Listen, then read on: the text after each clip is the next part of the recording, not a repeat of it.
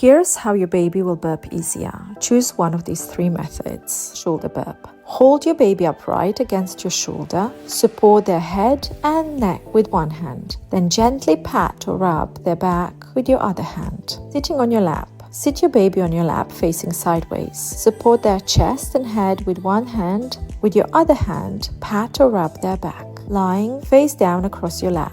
Lay your baby face down across your lap with their head slightly elevated and supported. Pat or rub their back gently. If you're bottle feeding, let her burp every time she drinks 30 milliliters of milk or 1 ounce. When your baby burps, it will be easier for her to settle. Follow me for more helpful tips.